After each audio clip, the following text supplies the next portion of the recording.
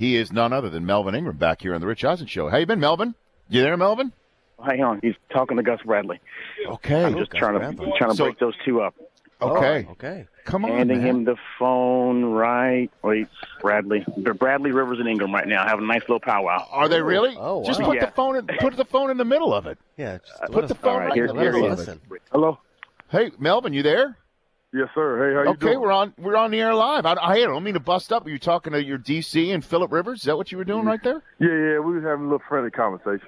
Okay, what were you talking about? Anything? Just talking about football. They trying to put me a running back and quarterback, so I had to get it straight with my D coordinator first.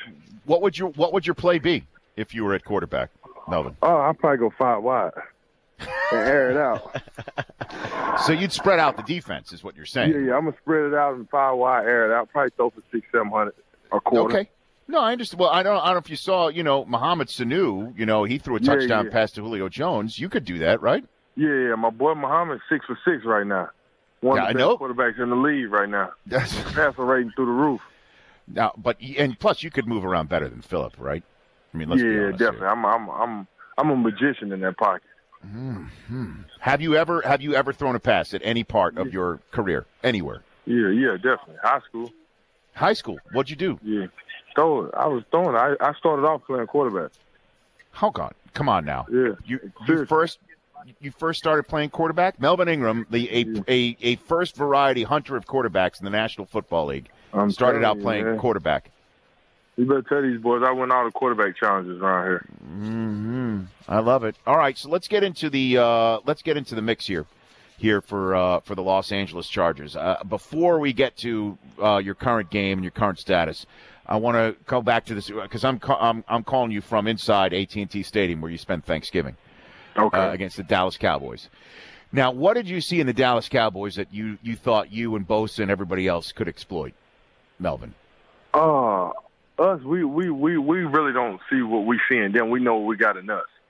And we feel like going against anybody, we really can exploit some weaknesses some way. And that's what we try to do. We just work hard every week and try to study our opponent, but we know what we have in our room, and we know with that we can exploit something. Okay.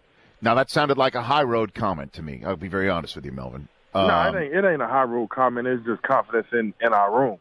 We know the work we put in, and we know everything we've been through together. Well, then help me out and the rest of the national media out, and certainly those here in the Dallas Metroplex area, because the talk is that the Cowboys' offense is so vanilla, or their offensive scheme doesn't have many wrinkles to it, that defenses know what play they're going to run based on down distance tendency formation in a way that they wouldn't be so easy to figure out for other teams. How would you assess that theory, Melvin? I feel like every offense got some tendencies like that. Just like if a coach is playing man in certain situations, they like to run certain plays that they feel work.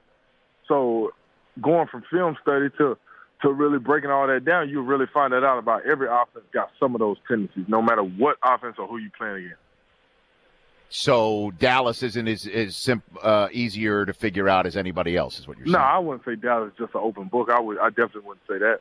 Okay, very good. Now, what about the Cleveland team that you're seeing on film?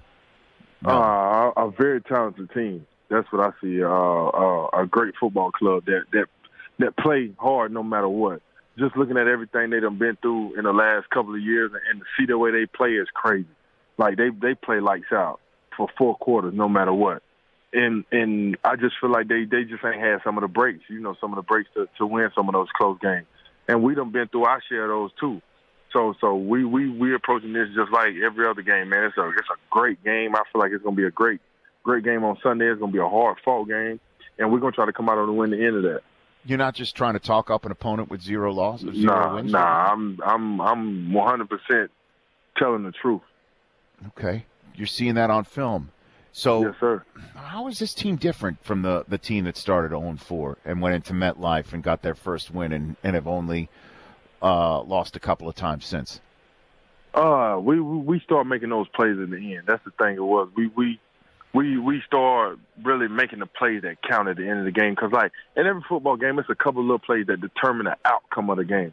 And when you can make those big plays in those big-time situations, you can control the outcome of the game. And I feel like we done start making those.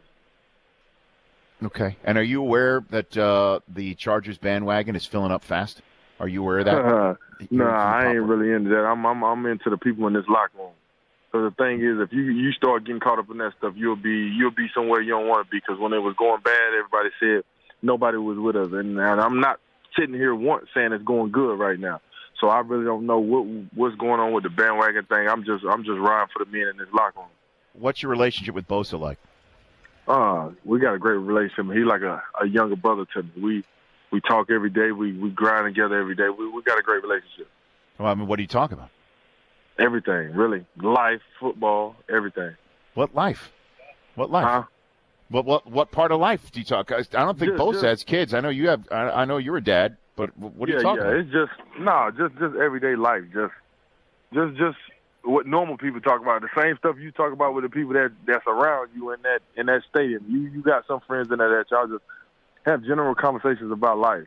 Ain't nothing in particular. It's just being friends. Well, I talk about how much I love the University of Michigan. I know Bosa wouldn't talk to me about that. I know he probably wouldn't, but he would probably say he loved Ohio State. So then that would be a general conversation. Yeah, then that would be a conversation ender for me. That's the problem. Then I would just have to walk away. What'd you think about what the Giants have done with Eli Manning, Melvin? I know it's not your house, but I'm sure you heard about it. Yeah, that ain't my house, but me, I think Eli is one of the best quarterbacks that ever played in this league, really. And the number of things he's done in New York is countless. So I think it's just more of a respect factor. I think it should have been handled a different way. But that's really above my pay grade. I don't really know how those decisions go or none of that. But just from the outside looking in, I don't know. I don't know. I'm seeing your pay grade. That's not a bad pay grade. And I don't know how much is above that pay grade, Melvin. I'll be very honest with you. and I guess I would get the same answer from a giant pass rusher about Eli in the same way that you might feel about Phillip, right? I mean, sir. I know you just left a conversation with Phillip, but walk me through about how the team feels about their guy who was drafted in the same draft class as Eli Manning. Melvin. Oh, we put the house on our guy.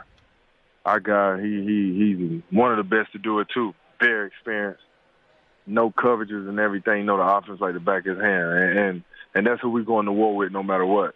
Because that's the leader of our franchise. Really, that's who our franchise got as our leader, and we got a great one as a leader, on and off the field. Really. Would you ever wear one of his bolo ties? Oh, definitely. If he wanted me to, I would definitely wear one. Is that would that be your style as well, Melvin? Yeah, definitely. I'm a fashion statement, so I really can wear anything. Is that right? How do you come to the stadium? Do you come dressed? I come looking amazing. I come looking amazing every time. I'm always looking amazing. Like what? I mean, because we don't sometimes see you play in the late afternoons usually, so we don't usually show Chargers arriving to the stadium on game day morning. I wear different things, man. I wear everything, whatever come to mind of the day. When I wake up, I never plan ahead to wear something. I'm just a real stylist in my second life. So when I wake up, I just put an amazing outfit together. Okay, because anytime we see somebody looking sharp, Irvin or Falk will say they know they're going to win today. Would you agree with that sort of assessment? Definitely. Look good, you play good, they pay good. How did you come dressed to this stadium then on Thanksgiving?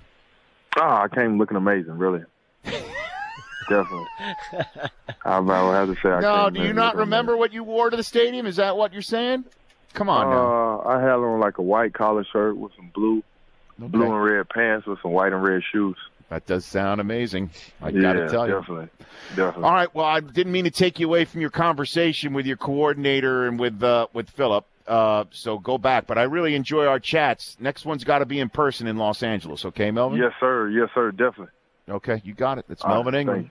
You got it. Of the Los Angeles Chargers. The Rich Eisen Show. Weekdays at noon Eastern on Audience.